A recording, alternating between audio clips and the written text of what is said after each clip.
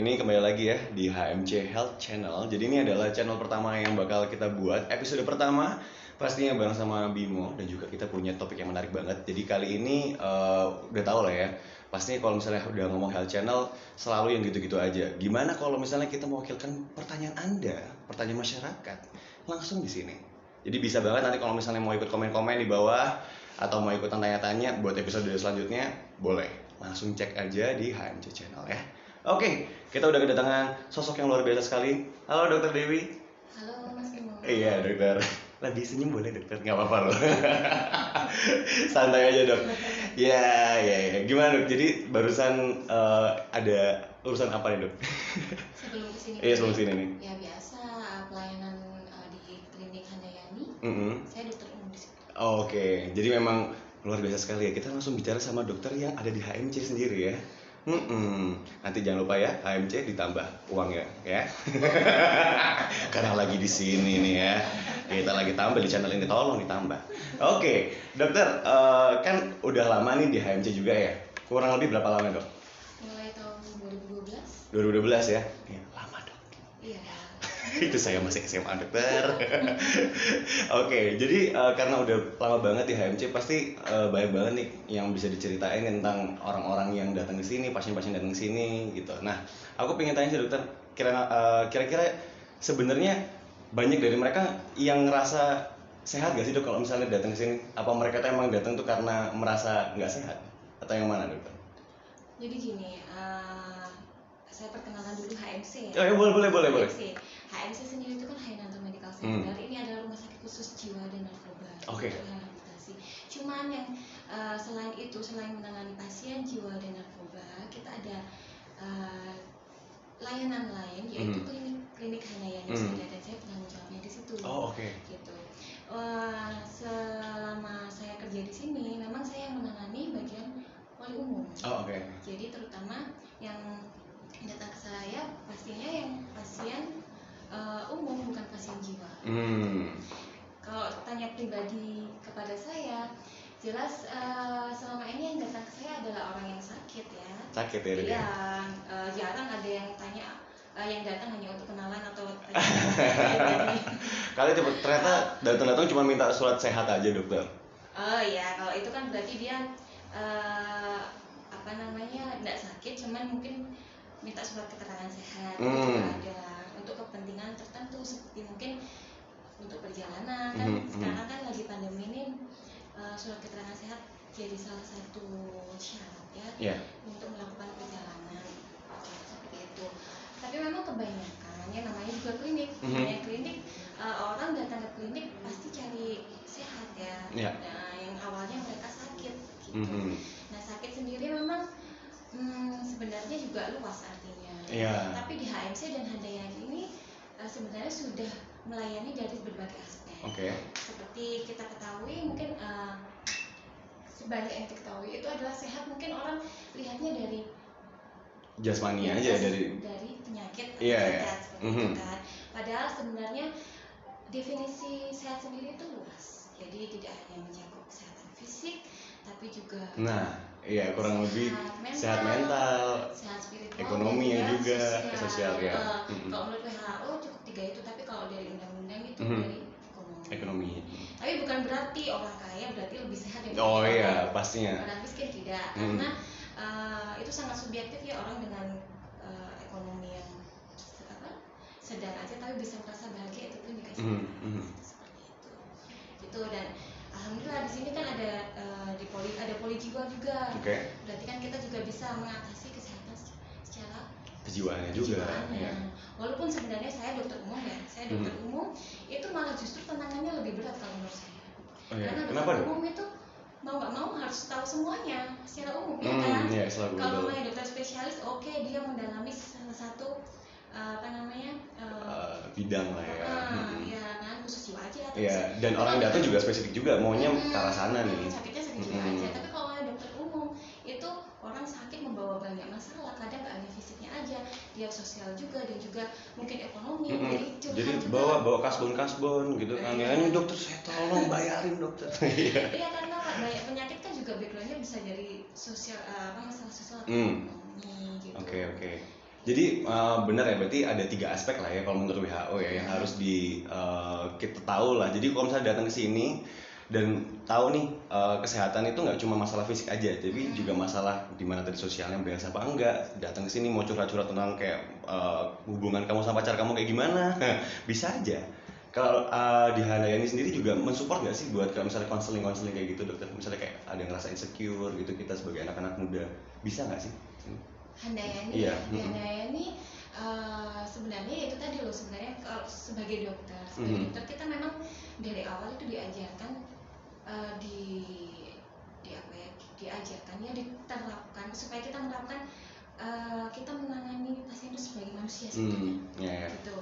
Jadi kita nggak cuma lihat sakit fisiknya, nggak cuma lihat apa mentalnya, tapi semuanya. Jadi ya bisa sebenarnya, cuman memang ada batasan untuk dokter umum. Dokter umum hanya menangani masalah-masalah yang ada kompetensinya sendiri gitu.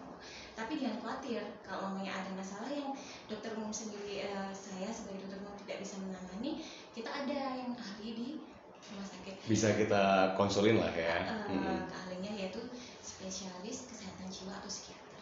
Oke, siap. Jadi pasti bisa komplit lah ya paketnya di sini ya. Oke, nice. Terus kalau misalnya mensupport sendiri dokter misalnya tentang kesehatan gitu, apalagi kan kita lagi pandemi kayak gini, sering banget nih kita di rumah kayak gitu nganggur lah ya, nonton gelimbang-gelimbung gitu. Nah, kurang lebih kalau mau jaga kesehatan kan sebetulnya bukan mahal ya, hal-hal yang murah-murah aja tuh bisa gitu. Kira-kira ada nggak sih tips and trick gitu buat kita misalnya yang terutama anak muda lah ya, yang tanda kutip dengan budget anak kos-kosan, pengen sehat tuh gimana sih dokter? Sebenarnya sehat itu lebih murah kalau kita bisa mencegah sakit sebelum sakit. Itu justru biaya akan lebih mahal. Ya, jadi kalau namanya menjaga kesehatan di masa pandemi ini, sebenarnya sekarang sudah banyak ya info-info yang bisa kita peroleh dari sosial media gitu ya, itu membantu sekali. Cuman prinsipnya memang kita harus melakukan yang bisa menaikkan imun kita, gitu kan? Karena kita sekarang berperang dengan virus. Virus itu lawannya cuma imun, bukan antibiotik ataupun obat-obat lainnya, cuma imun. Sekarang gimana caranya kita meningkatkan imun? Meningkatkan imun itu ada beberapa cara, yaitu dengan menjaga tubuh kita dengan makan makanan yang bergizi, yang memberi asupan yang sehat dan bergizi, kemudian olahraga. Sebenarnya olahraga ini sudah udah lama ya, goes ini maksudnya sekarang banyak banget anak-anak muda ini lagi booming goes kan. Ya cuman janganlah kalau habis goes langsung makan, biasanya gitu. Biasanya gitu tetap kumpul, habis gitu lama-lama ternyata jadi klaster sendiri ya. Itu yang harus dihindari. Tapi goesnya udah benar. Kayak olahraga itu yang penting itu apa satu? Apa ya? Rutin ya? Kan kadang itu ada yang awal-awal menggebu-gebu semangat gitu sampai harus setiap hari 1 jam terus habis itu males nah itu justru nggak ada manfaatnya. Yang penting kalau istiqomah atau rutinnya. Asik. Tuh. Tapi kalau buat tadi rutin gitu ya dok, kan kita sering banget nih dapat seminggu itu seenggaknya 3 kali gitu. Tapi sebenarnya definisi olahraga sendiri itu apa sih dok? Ada beberapa anak-anak kan kayak ya tadi aku udah jalan-jalan kok dibilangnya udah olahraga. Apa itu bisa dibilang olahraga dokter? Jalan-jalan aja. Kalau mau main jalan-jalan nggak ada tujuan, kita ya mungkin gerak ya, aktivitas kita membakar kalori, tapi kan kita tidak bisa mengarahkan itu untuk tujuan tertentu. Iya kan. Ya terus tapi kalau dengan olahraga kita bisa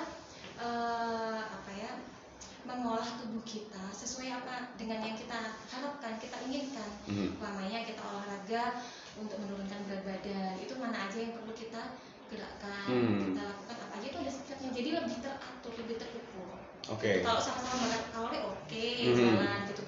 Tapi untuk aktivitas fisik itu memang aktivitas fisik itu kita ada juga minimalnya. Kita dalam 1 hari itu minimal aktivitas fisik 30 menit gitu lah. Tapi kan soalnya ada kan orang yang lama aktivitasnya cuma duduk aja gitu kan, pindah kerja naik mobil atau naik sepeda cuma jalan beberapa langkah, itu kurang. Minimal setiap hari 30 menit itu cukup. Kalau mau ditingkatkan dengan jadi olahraga itu ada 3 intensitas, ya, ringan, sedang, dan berat. Gitu. Kalau namanya ringan sampai sedang itu seperti mungkin jalan kaki atau jogging, bersepeda. Oh, bersepeda juga termasuk ya? Sepeda santai ya? Bukan gitu sepeda balap ya? bukannya, itu atau yang naik gunung gitu, ya. jangan. Oke. Ya, itu masih yang ringan sedang. Itu bisalah 150 dalam waktu seminggu, berarti 5 kali 30 menit oke maksimal. Oke. 3 sampai 5 kali dalam seminggu masing-masing 30 menit. Oke. Gitu. Ya. Kalau yang olahraga berat, mungkin olahraga berat kayak ya nggak semua itu bisa diberatkan sih sebenarnya kan. Kalau yang olahraga itu tadi sepeda bisa kita naikkan intensitasnya. Kemudian kalau main lari juga bisa juga diperpanjang waktunya. Iya, senam itu juga ada kan yang high impact sama low impact ya. Kalau yang seperti itu cukup 3 kali aja seminggu. Oke, berarti sebenarnya ada jangka waktu yang harus dipenuhi ya kalau olahraga itu seperti itu. Jadi ada waktunya tuh. Kalau misalnya kita bilang aku udah jalan-jalan hari ini, ya kan jalan-jalan kan jalan berhenti. Itu belum bisa dibilang olahraga. Apalagi jalan berhenti makan. Nah, apalagi kayak gitu tuh. Itu biasa kayak gitu tuh. Seimbang sekali. Berarti 30 menit satu hari ya. Itu mungkin kalau untuk aktivitas biasa. Kalau kita mau olahraga itu 3 sampai 5 kali seminggu. 3 sampai 5 kali seminggu. Ya, 30 menit. Satu itu jadi istiqomah atau rutin itu. Ya, konsisten lah ya. Gitu.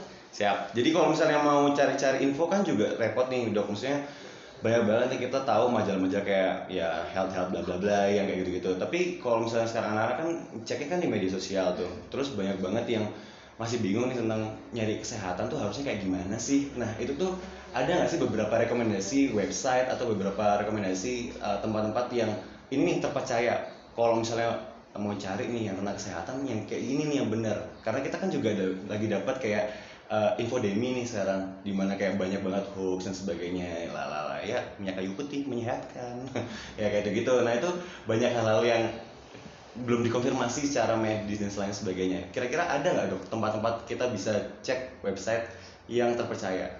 Untuk kesehatan sebenarnya sekarang itu ya pinter-pinter kita sih ya, itu ya. Memang orang kan sosial media sekarang kan sangat Iya, kenceng banget juga, Dok. Ya pinter-pinter kita aja kan memilih mana yang benar dan tidak. Kalau main website banyak sebenarnya, cuman aku nggak bisa sebutin spesifik. Tapi yang jelas ini nanti akan jadi channel. Oh iya, baik. Yang insya Allah terpercaya. Masuk akal. Jadi kalau lihat HMC juga udah pasti terpercaya lah ya. Kalau misalnya komen-komen, oh iya dong. Masa mau promosi tempat lain? Tanya juga sama Dokter Dewi juga pasti terpercaya. Aman ya. Oke, tapi yang jelas mungkin harus diketahui kalau kayak blogspot kayak gitu-gitu harus hati-hati ya. Mungkin kayak Wikipedia, ya Instagram itu hati-hati. Instagram itu jangan pasti benernya nih gitu, hati-hati. Kalau follow seseorang itu yang benar-benar dilihat kompetensinya. Betul. Jadi tahu dulu backgroundnya dia siapa, bener nggak profesor. Banyak banget. Iya, benar-benar. Kita harus tahu backgroundnya. Terus kayak website tuh apalagi mungkin kayak belakang kalau go gitu ya .go.id punya government gitu masih boleh lah ya dicek. Pemerintah langsung itu kan insya Allah lebih akurat ya. Dari WHO atau dari Oh ya, Dok, sama mau tanya sih, Dok, kalau misalnya kan ngomongin kesehatan kan kita juga bilang juga masalah kebersihan ya, Dok. Jadi lagi-lagi kita kalau sebagai ya kan hand sanitizer lah dan sebagainya and so on, sebetulnya banyak banget nih yang sekarang menurut aku dikit-dikit abis pegang hand sanitizer bingung nggak ngapa-ngapain dia semprot kayak gitu. Sebenarnya waktu yang harus dilakukan sanitasi itu pas kapan aja sih, Dokter? Untuk self. Iya, untuk self sanitation. Untuk sendirian. Prinsipnya sebenarnya harus tahu ya kenapa kita harus mencuci tangan, kenapa kok kita harus menjaga kebersihan. Itu berarti harus tahu tujuannya, kan gitu. Nah, jadi kita itu harus ngerti. Ini kan dalam rangka COVID ini kan kita harus ngerti virus itu masuk ke tubuh kita lewat mana, kan gitu. Ya, kalau kita paham, insya Allah kita akan tahu kapan kita harus cuci tangan atau enggak. Jadi virus itu masuk ke dalam tubuh itu kan melalui saluran pernapasan. Selain itu juga bisa lewat mata, hidung, ya selain mulut, ya kan. Nah, kenapa kok kita sering cuci tangan? Padahal ini bukan mata, bukan hidung, kan. Tapi kan ada suatu saat pasti kita mata gatal ya. Mengucek mata, hidung juga gatal. Nah, kalau tangan kita kotor, kan bisa masuk. Iya, masuk juga. Terus kapan kita cuci tangan? Ya habis Kita nggak tahu orang itu bersih atau enggak. Ya kan, itu satu, kita bisa salaman. Kalau kita sekarang nggak usah salaman ya. Iya, kayak udah santai aja lah ya. Udah. Sekarang kayaknya sudah paham semuanya ya, kalau kita nggak salaman gitu ada yang tersinggung, insya Allah tersinggung, jadi dia lagi aware nih dia nih, lagi waspada nih. Jadi itu kalau sih hindari sentuhan. Tapi kan kita nggak bisa mencegah untuk menyentuh benda-benda. Iya. Benda-benda yang kiranya dipakai orang lain. Seperti misal handle pintu lah ya, tombol lid, seperti atau ATM. Nah kayak gitu jelas kan kita ada kemungkinan tertular virus. Nah otomatis kita harus sering cuci tangan. Tapi kalau kita lagi di rumah aja sendiri, nah yang kayak gitu tuh sering tuh ketemu tuh, lagi santai-santai di rumah, ya ngapain cuci tangan? Ya cuci tangan makannya juga. Iya boleh, benar sebelumnya sudah makan ya. Iya, jadi kita kita harus aware, kita harus waspada, tapi yang realistis gitu loh. Kita harus paham benar karakteristik virus itu. Itu nggak apa-apa harus pegang apa sih, tapi kalau namanya kita di luar oke lah kita kan mungkin sering lihatnya di luar ya. Seringnya lihatnya kalau nggak di luar sama di dalam kayak rumahnya teman sendiri gitu, kayak datang ngapain sih gitu loh. Kan kita juga masuk udah cuci tangan nih semuanya, udah oke, udah bersih nih. Kita juga nggak kontak-kontakan juga, udah jauh-jauhan juga, nggak ngapa-ngapain. Ngapain ya? Tapi iya sih, cuman gini yang harus ditekankan juga gini, kalau anak kita lagi dengan orang lain, kita nggak bisa bilang aku sehat, orang itu sehat. Ya, kita nggak boleh percaya, Soalnya ada yang namanya OTG, dan OTG itu masih menularkan. Gitu. Jadi tetap memang kalau namanya kita lagi bersama dengan orang lain dan kemudian ada kemungkinan dia mengeluarkan dropletnya, ya batuk lah, gimana ya kita ngobrol. Kita harus tetap waspada, memang harus kayak itu namanya pakai masker dan cuci tangan. Tapi ya itu tadi loh, kita pikir-pikir sendiri dah yang masuk akal, maksudnya habis pegang, kalau kita sendiri nggak mungkin dipegang dia dan dalam radius jauh gitu ya, dan dianya sudah pakai masker, ya ngapain? Oke. Dokter, tapi kalau pulang ke rumah gitu ya dok ya, kan abis dari rumah sakit kayak gini, ini biasanya baju-baju tuh dicuci langsung atau gimana, atau dijemur aja dok? Ya dicuci. Langsung dicuci? Kan gini, ya ini kalau di klinik ataupun rumah sakit, termasuk klinik kami ada ya ini, kan sudah diterapkan protokol kesehatannya. Kami selalu memakai skort atau hazmat, bukan hazmat yang iya kayak celemek lah ya, kayak gaun. Itu selama praktek ya. Jadi insya Allah baju saya juga terlindungi, cuman untuk safety-nya, untuk keamanan, saya ketika tiba di rumah, saya langsung saya didekatin juga dan nggak nengok langsung kamar mandi. Cepet ya. Iya, soalnya anak saya biasanya langsung mama stop lari. Ada baju khusus, tempat khusus untuk baju-baju saya gitu. Menarik. Kemudian langsung saya bersihkan dari rambut saya, pokoknya dari ujung rambut sampai ujung kaki harus bersih. Jadi memang sebetulnya itu protokol juga ya sebenarnya buat teman-teman nih, kalau misalnya keluar nih abis dari kemanapun mereka abis luar, intinya luar tuh adalah zona dimana ini tuh kayaknya infeksius lah gitu loh. Jadi kamu kalau pulang ke rumah, baju usahain udah taruh di tempat yang kotor, emang tempat cuciannya masih itu, terus kamu pakai baju bersih gitu, diusahain seperti itu. Jadi masuk itu jangan duduk-duduk dulu. Iya, biasanya kan gitu kan. Terus barang-barang yang kiranya bisa kita pegang terus ya kalau bisa ditempatkan yang dijauhkan dari jangkauan orang lain gitu loh. Rasanya kan kita serumah itu nggak, ya kalau cuma sendirian. Iya, kalau ada orang lain, orang tua yang ada nenek, kakek, itu yang kita jaga. Kalau namanya kita sih masih muda, saya sama Mas Bimo insya Allah kuat ya. Amin, ya Allah, amin. Tapi ekonomi saya belum sekuat ibu, mohon maaf dok. Tolong dok. Ya insya Allah masih kuat, tapi yang perlu kita pertimbangkan, kita pikirkan adalah orang sekitar kita. Gitu. Dan berarti masuk akal nggak sih dok kalau misalnya anak-anak kan biasanya ya tahu sendiri lah, kalau kita anak-anak kos-kosan gitu ya, terus mau nyuci tiap hari juga mager kali ya, dijemur gitu boleh nggak sih dok?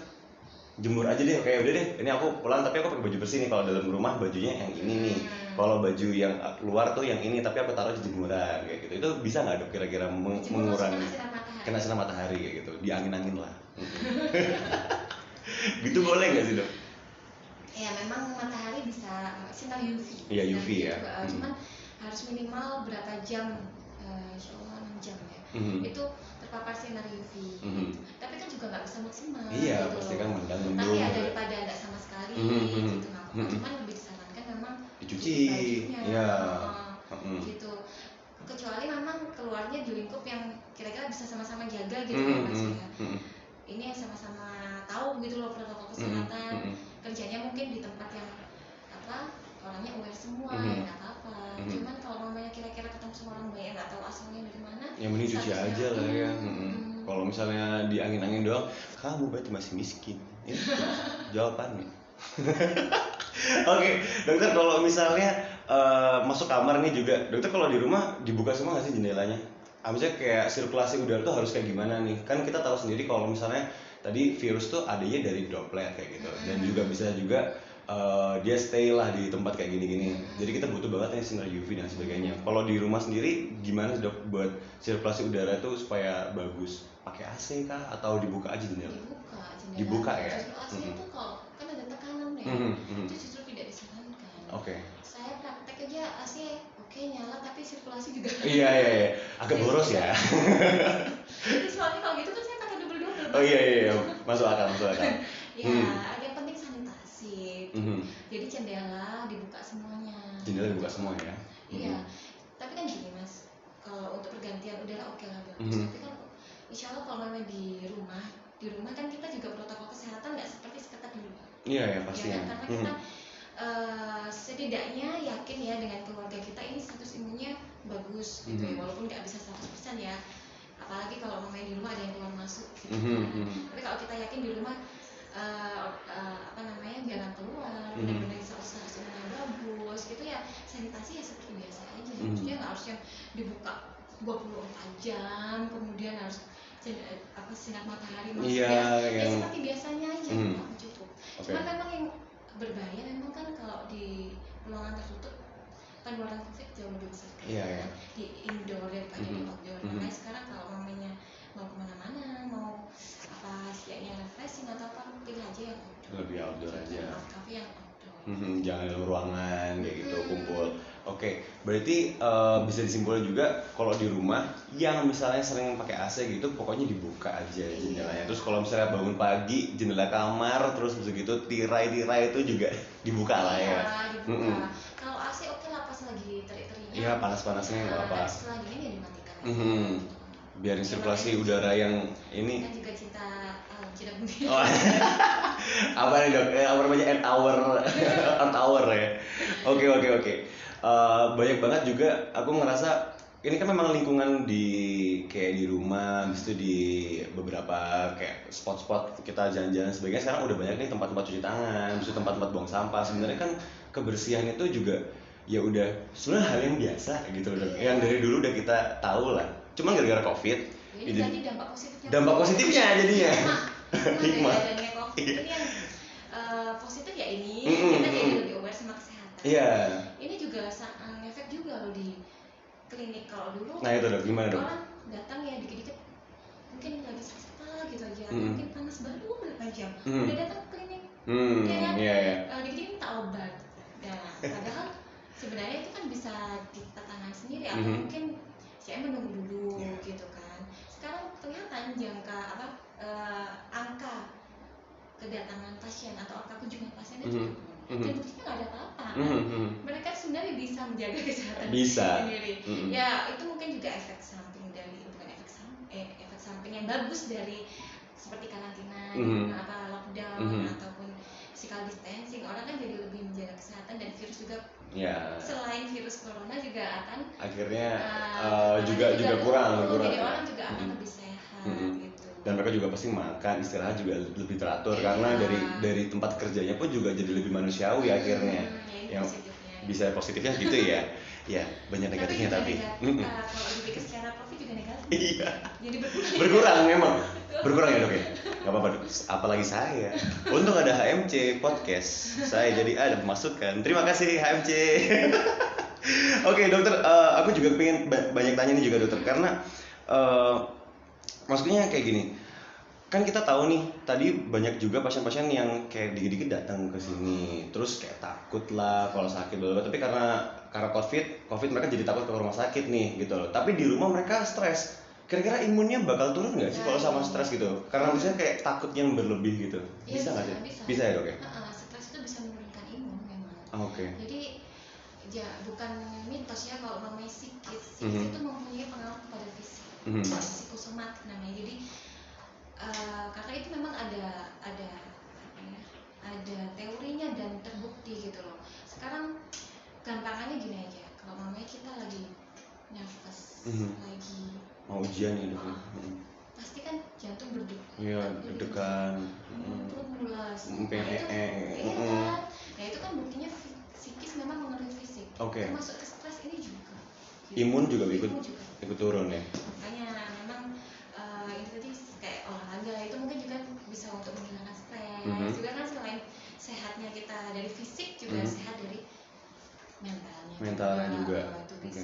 Berarti kalau misalnya menghadapi covid bukan berarti kita tuh kayak ya udah santai aja men covid, bukan, tapi aware, tapi ya udah santai, nggak usah berlebih, nggak usah kayak aduh takut mau gini ya nggak usah yang sampai serisi itu lebay. Santai kawan-kawan ya. Tapi jangan abai juga. Tapi jangan abai aja, santai tapi jangan abai. Wow, quotes bagus. Kayaknya udah bagian deh. Iya, bagus. Oke.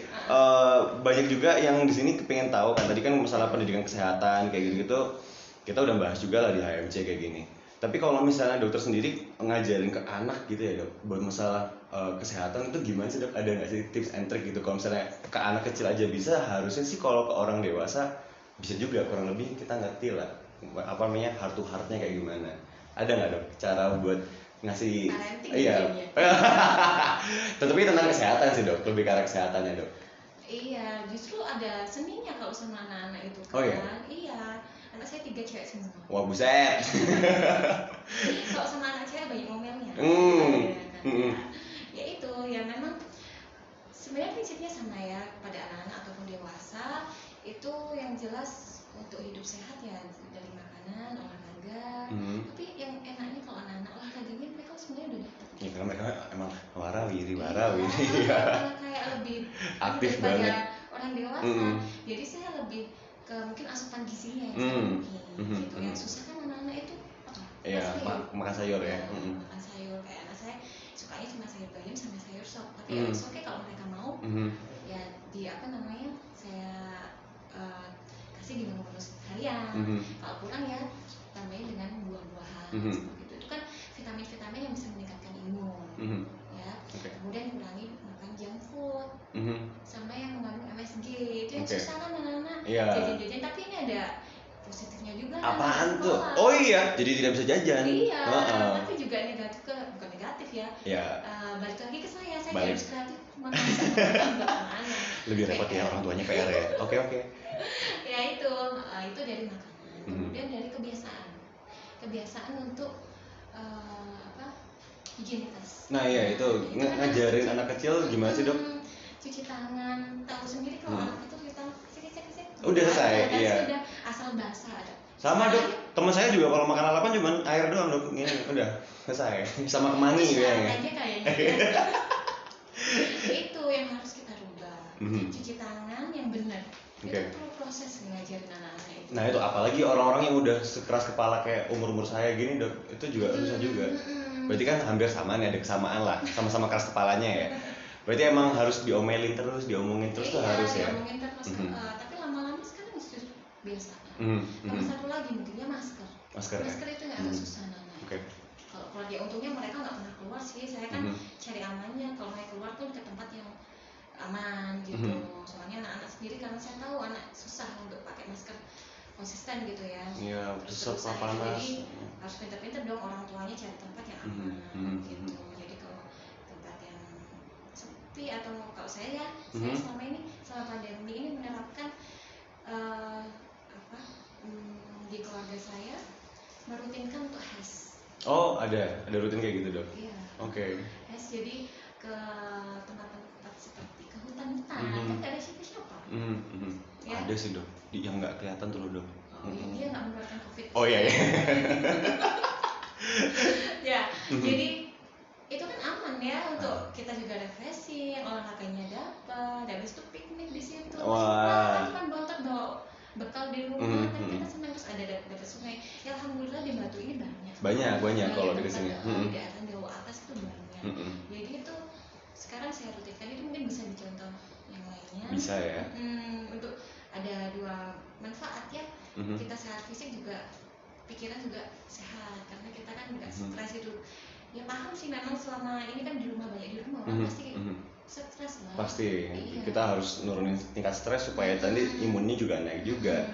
Dan di sini kalau misalnya aku simpulin berarti perannya dokter sebagai tanda kutip kayak keluarga lah, kayak gitu tuh penting banget buat jaga supaya keluarganya tuh juga ikut sehat juga nih. Ya berarti kurang lebih gitu ya. Dan sering banget nih, karena kalau misalnya ada orang tua yang kayak abai gitu ya repot juga, atau mungkin anak yang abai juga repot juga. Jadi emang apa namanya, koneksi antar anggota keluarga itu Iya, tapi kuncinya harus. kan tetap ada orang tua. Iya, kuncinya harusnya orang tua. Iya kan, kalau orang tuanya sendiri apa aware, terus kemudian memberikan apa namanya Ya penjelasan lah ya, yang pengertian. baik ke anaknya, insya Allah anak akan meniru orang tua, karena dia akan meniru apa yang dia lihat. Iya, kalau anak kecil emang lebih banyak apa namanya mimicking lah ya. Iya, kalau mamanya bapak ibunya nggak pakai masker, jarang cuci tangan, ya dia akan sama seperti itu. Jadi kuncinya di orang tua. Harus ditiru dulu lah ya. Dokter, tapi pernah nggak sih dapat kayak protesan gitu, misalnya punya beberapa keluhan gitu tentang orang-orang yang ngasih apa ya, edukasi tentang kesehatan gitu. Misalnya kan sekarang banyak banget nih info-info juga yang tanda kutip lewat ya video kayak gini lah. Ada nggak sih sebenarnya kayak dokter tuh ngeliat concern banget, aku sebel banget nih ngeliat nih kalau orang ngasih info kesehatan tuh kayak gini nih. Mungkin infonya nih bener tapi penyampaiannya kurang tepat atau kayak gimana. Ada nggak sih pengalaman kayak gitu? Yang kayak pingin banget nih supaya orang-orang yang di sini kepingin ngasih edukasi kesehatan gitu antar keluarganya doang atau mungkin antar teman-temannya itu bisa jadi lebih efektif gitu. Kalau kesehatan saya belum pernah, cuman seringnya kan apa ya, saya kan sering mendatangi acara-acara atau acara-acara di sekitar rumah.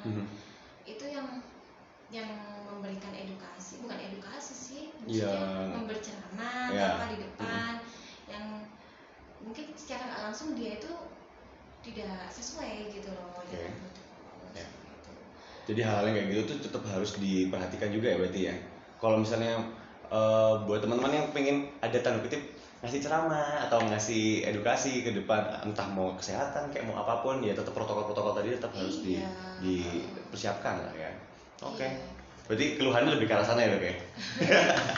Gak apa-apa. Soalnya ini memang beberapa hal yang sering terjadi juga di negara kita lah, misalnya tentang datang ke kerumunan dan sebagainya, ngomongin tentang masalah COVID tapi lu sendiri berkerumun gitu kan, gak cocok. Ya berkerumun ya kita oke lah, memang suatu saat perlu mengumpulkan beberapa orang. Seperti kemarin saya melakukan penyuluhan, tapi ya nggak apa-apa, it's okay, tapi lakukanlah dengan protokol kesehatan yang benar. Jangan terlalu banyak orang. Kemudian sanitasi juga harus bagus dan semuanya juga harus menerapkan protokol kesehatan dengan baik. Nah, kalau memang kita pikirkan positif, memang perlu kita lakukan gitu Kak. Oke. Dokter, kalau misalnya untuk akses kesehatan sendiri gitu kan sekarang kita juga tahu nih banyak yang mulai gak nerima pasien kayak gitu-gitu. Jadi bukannya gak nerima sih, cuman lebih ke arah kayak membatasi lah jumlah pasien dan sebagainya. Tapi kalau misalnya selama ini dokter di HMJ sendiri gimana dokter? Ada batasan pasien atau enggak dokter? Batasan kayak misalnya pasien yang umur sekian sampai sekian nggak boleh datang nih kayak gitu-gitu. Habis itu kayak sehari cuma berapa pasien gitu. Kalau selama pandemi ini alhamdulillah di klinik kami tidak membatasi, tapi kami menerapkan protokol kesehatan. Jadi di ruang tunggu, alhamdulillah di ruang dayanya kan ruang tunggunya luas mas. Walaupun kami terapkan physical distancing dengan memberi jarak antar kursi, kami masih bisa menampung banyak pasien lah, 20 kalau 10 pasien. 10 kemudian, ya. Teras kita juga luas. Tambah di situ kan outdoor, jadi aman juga lah ya. Misalnya lebih banyak aliran angin. Iya, jam praktek kita kan ada 2 shift. Ini sama promosi. Oh iya boleh dong, harus selipkan itu. Ada 2 shift, pagi sampai jam 8 sampai jam 12, kemudian sore jam 4 sampai jam 8. Oke. Jadi banyak pilihan kalau namanya mau ke klinik, insya Allah tidak akan padat gitu. Selain itu kita juga bisa daftar. Oh, bisa daftar online? Secara online. Oke. Gitu. Mungkin ketika jam-jam tertentu yaitu ketika hari Senin. Senin Karena setelah libur itu lebih padat. Oh, lebih rame. Oke. Iya, lebih banyak pasiennya. Kalau seperti itu bisa daftar online dulu. Kira-kira jam berapa nanti ditentukan oleh FO dan nanti segini aja. Atau mungkin janjian jam berapa enaknya gitu. Bisa. Kita ini salah satu strategi kami ya. Selama pandemi ini kita ada layanan online. Oke. Oh, ada konsep. Oh, berarti kayak semacam Hello Doc gitu ya, Dok ya. Cuman kita masih lewat WhatsApp aja. Oh, tapi kan enak malah. Nomor aja udah langsung bisa kayak ya jadi Jadi ya memang tidak kita pungkiri ya di area pandemi seperti ini orang jadi takut kan. Iya, untuk akses kesehatan kan lebih ribet gitu. Kalau datang langsung jadi takut kontak sama yang lain gitu. Jadi kita ada dua cara, dua opsi lah ya. Melalui online ini yaitu melalui WhatsApp. WhatsApp nanti ke call center, nanti langsung dihubungkan dengan dokter. Kemudian yang kedua ini khusus untuk pasien BPJS ada aplikasi JKN Mobile. Di situ ada chat langsung ke dokter. Bisa langsung cek ke dokter. Oke, berarti ini apakah termasuk juga dalam ada biayanya gitu nggak sih tuh atau enggak? Kalau misalnya konsultasi online itu? Iya, konsultasi online kalau dari BPJS free. Free, oke. Namanya dari WhatsApp nanti ada charge sendiri. Ada charge-nya ya, langsung. Tapi gini, ini juga harus saya tegaskan ya, konsultasi online tidak bisa diterapkan untuk segala jenis penyakit gitu. Ya kita ada beberapa penyakit, malah ya hampir ya banyak sih penyakit yang harus diperiksa secara langsung. Dokter untuk menegakkan diagnosa perlu pemeriksaan secara langsung gitu, karena ya tingkat akurasi ya untuk mendiagnosa lebih tinggi kalau kita periksa daripada kita cuma konsultasi. Karena kita bisa ya pemeriksaan fisik kayak gitu dan sebagainya, bisa nambah-nambah lab dan sebagainya. Tapi kalau namanya cuma untuk konsultasi awal, mungkin yang seperti yang saya sebutkan tadi ada yang parusan panas ini harus biasanya cuman kan orang kadang mau beli obat bebas di apotek ataupun di warung ini nggak tahu dosisnya atau takut, nah itu bolehlah konsultasi langsung aja kesini dulu aja ya. Kalau tidak, nanti dokter memutuskan tetap harus ke klinik Bu, atau mungkin cukup ini aja dulu, itu nanti tergantung dari hasil konsultasi. Oke, berarti cukup di HMC sendiri berarti cukup cerdas lah kalau misalnya kamu datang ke sini, karena layanan konsultasi juga banyak gitu ya. Habis itu juga banyak opsi dan lain sebagainya yang bisa dinikmatin juga sama teman-teman yang mau datang ke sini nih kalau misalnya takut tentang kesehatannya. Dan ini dokternya aku dapat pertanyaan masuk nih dokter. Jadi ada yang tanya nih, kalau misalnya prosedur alih BPJS yang bisa diupayakan oleh HMC ini seperti apa sih? Nah ini aku juga pengen tanya nih, prosedur alih ke BPJS. Nah ini BPJS maksudnya pindah vaskes atau? Mungkin pindah vaskes mungkin ya. Ini prosedur alih BPJS yang bisa diupayakan oleh HMC ini seperti apa?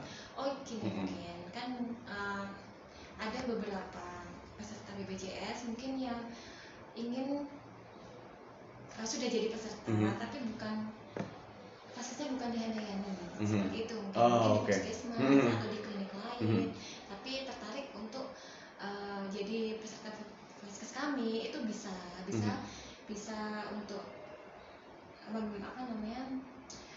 meminta bantuan kami memindahkan gitu. Jadi cukup datang ke klinik dengan membawa HP-nya. HP aja terus nunjukin apa nih? Sebenarnya sendiri itu pun bisa. Kalau orangnya bisa cari di Google gitu ya, browsing bagaimana cara memindah vaskes lewat JKN Mobile, itu diikutin aja bisa. Cuman kan kadang orang nggak. Iya, masih ya ada yang gaptek lah gimana. Nah itu bisa dibantu. Di FO kami ada mbak-mbak yang nanti akan membantu memindahkan. Cukup bawa HP Android-nya. Kayak gitu ya. Android dari Handayani. Android karena kalau HP jadi nggak bisa, mohon maaf, harus ke BPJS langsung.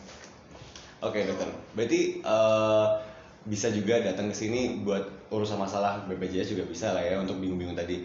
Oke, itu udah. Suruh bayar jangan disuruh bayar preminya lah. Saya aja dokter, saya mau dokter. Tolong HMC dibayarin saya. Dokter, kalau misalnya kan tadi banyak tuh yang juga bertanya-tanya sakit dikit datang ke rumah sakit apa enggak ya kayak gitu. Tapi karena takut akhirnya nggak datang ke sini nih. Tapi memang sebenarnya kan self limiting buat atau kita self diagnose gitu tuh kan hal yang apa ya susah lah gitu loh untuk zaman sekarang gitu. Dokter ada nggak sih kayak tips and trick kalau misalnya kita tahu, yang penting kita harus tahu tentang kesehatan kita tuh seperti apa dan caranya untuk mengetahui ke diri kita sendiri tuh kayak gimana? Ada nggak dok buat tipsnya? Jadi kayak misalnya kita self diagnose tuh harusnya kayak gimana sih gitu untuk melihat kita nih lagi sakit nih apa enggak nih, apa cuma kita temperatur doang aja atau sekarang kayak butuh tambahan pulse oximetry kayak gitu. Ya kalau gampangannya gini sih sakit itu kalau kita merasa ada sesuatu yang mengganggu atau yang tidak normal atau tidak seperti biasanya, itu jelas ada sesuatu kan, ada something ya itu yang perlu kita cari tahu itu kenapa gitu kan. Ya kalau mamanya kita sehari-hari bisa ngapa-ngapain, bisa aktivitas, kemudian kok sekarang kok udah jadi lemas, kemudian gampang capek, berarti kan ada sesuatu. Iya kan? Tapi sebatas mana kita bisa menangani gitu maksudnya. Iya juga kayak gitu kan, kadang-kadang kan kita mikir paling ntar besok santai udah nggak apa-apa gitu. Terus tapi kok nggak hilang-hilang ya, terus dia stres, tapi ternyata gara-gara stresnya akhirnya makin parah. Kayak gitu tuh gimana dok? Kalau itu sebenarnya banyak kasus sih mas, ya tergantung sakitnya apa. Cuman sebenarnya itu tadi dari kita harus banyak-banyak baca ya, harus banyak-banyak tahu info ya, itu kan benar kan. Kalau namanya kita cuman sebatas tahu apa nggak nyaman atau mungkin cuma panas harus ke dokter atau apa, ya itu seperti itu ya mungkin beberapa orang jadinya kayak apa ya, jadi kurang pengetahuannya kan ya, dikit-dikit harus ke rumah sakit. Iya dikit-dikit kayak aduh kayaknya nggak enak badan dikit nih datang ke rumah sakit gitu, yang nggak gitu-gitu juga kali ya kan. Ya mungkin ada beberapa kondisi yang kita harus aware seperti panas tinggi, kemudian sesak, kemudian ada kejang ataupun ada tanda-tanda dehidrasi, yaitu yang kita mau nggak mau harus ke rumah sakit gitu loh. Atau mungkin seperti nyeri aja kan sebenarnya nyeri aja gitu ya, kan. Itu sebenarnya juga minum anti nyeri aja deh gitu. It's okay kalau memang sebelumnya sudah pernah ada riwayat minum anti nyeri dan ada alergi gitu ya, nggak apa-apa tangan sendiri. Tapi kalau memang kemudian 2-3 hari nggak membaik ya silakan datang ke klinik seperti itu. Memang sih untuk penyakit seperti virus itu kan memang tidak butuh intervensi seperti obat-obatan yang antibiotik. Iya memang karena belum ada. Itu self limited disease. Jadi yang melawan seperti yang saya bilang adalah imun. Jadi nggak harus tiba-tiba kita harus ke klinik kalau umumnya ada gejala yang mengarah ke viral disease. Walaupun itu sebenarnya juga banyak mas. Iya banyak. Itu nggak bisa, saya sendiri kan butuh pemeriksaan. Kalau orang mau diagnosis sendiri ya jelas repot juga pastinya. Cuman kalau memang itu tadi batasannya, kalau dirasa tubuh itu masih nggak terlalu yang terganggu banget, kemudian intake makanan juga masih bisa. Jadi kalau misalnya masih makannya masih mau makan banyak kayak gitu sampai lemes banget gitu ya udahlah ditangani sendiri nggak apa-apa. Tapi begitu emang udah kerasa nih kayaknya kok aku makannya makin nggak nafsu ya, terus makin terganggu aktivitasnya, itu berarti tanda-tanda kita yuk datang ke rumah sakit. Berarti kurang lebih kayak gitu ya dok ya caranya ya. Oke. Dan tadi kan protokol udah jelas lah, kalau datang ke rumah sakit pasti kita pakai masker, jangan lupa mungkin pakai face shield juga udah hal yang lumrah lah sekarang. Kalau misalnya datang ke rumah sakit apa perlu sama keluarga juga dok? Kalau memang perlu cukup satu aja ya buat nampingin ya. Kalau sendirian berani ya nggak apa-apa. Iya sebenarnya nggak apa-apa juga, tapi kalau ada yang nemenin satu mungkin buat mendengarkan nih gimana dan sebagainya buat nemenin. Kan kadang juga itu butuh support juga kan. Datang kan kondisinya sakit. Kalau dia naik kendaraan sendiri, khawatirnya kan ada apa-apa di jalan gitu ya, butuh. Tapi ya kalau bisa satu aja, terus anaknya nggak usah dibawa lah ya. Oh iya, anak-anak nggak usah lah ya, kalau kecuali dia emang anaknya lagi sakit. Gitu. Terus juga yang perlu kita pikirkan kalau lagi datang ke klinik, selain masker, kemudian cukup satu pendamping, yaitu sampai sana jangan pegang-pegang lah, jangan. Ya, usahain nggak usah pegang-pegang tembok-tembok dan sebagainya. Nggak usah ngobrol-ngobrol sana sini sama sebelah gitu, terus jaga jarak, patuhi protokol yang ada gitu. Karena memang kalau di rumah sakit klinis kan sudah menerapkan itu semua. Tapi kalau pasiennya sendiri tidak melakukan itu ya sama aja bohong, padahal udah ada protokolnya ya. Apalagi kalau di HMC juga udah pasti ngelakuin itu semua lah. Hard selling ya. Oke dokter terakhir dong dokter, ini karena emang kita udah ngobrol seru banget dari tadi, udah banyak banget info-info yang bisa kita dapetin. Boleh dong dikasih satu statement lah dokter tentang masalah COVID ini, boleh nggak dokter? Misalnya kan kita tahu sendiri banyak yang ngerasa COVID ini ada apa enggak sih kayak gitu, boleh dong di-convince lagi dan juga dikasih tips and trick and so on, apapun yang penting tentang COVID ini gimana menurut dokter buat statement penutup ini lah. Aku niru yang Mas tadi aja deh, santai boleh tapi abai jangan, gitu aja mungkin ya. Jadi kita sebagai apalagi di zaman yang sekarang ini dimana sosial media itu begitu banyak, kita harus pintar-pintar memilah-milah info yang kita terima, karena tidak semua itu adalah benar. Tapi kalau namanya semuanya ada info-info yang mengenai COVID dan bilang COVID itu tidak ada ataupun hoax yang lainnya, itu sekarang saya tekankan bahwa COVID itu benar-benar ada, 100% ada ya. Ini mungkin saya dari sisi medis ini yang mengalami, benar-benar tahu sekeliling saya, teman-teman saya banyak yang sudah mengalami ataupun menderita gara-gara virus ini. Jadi jangan abai, terapkan protokol kesehatan di lingkungan ya, terutama dimulai dari diri sendiri. Oke, kurang lebih kayak gitu ya. Oke, mantap banget. Thank you banget buat Dokter Dewi udah datang di sini. Thank you banget yang udah datang dan menyaksikan di sini juga. Kalau misalnya kepengen buat tahu channel-channel kita selanjutnya, isi episodenya kayak gimana aja, terus subscribe kita di HMC Health Channel. Dadah, see you next week.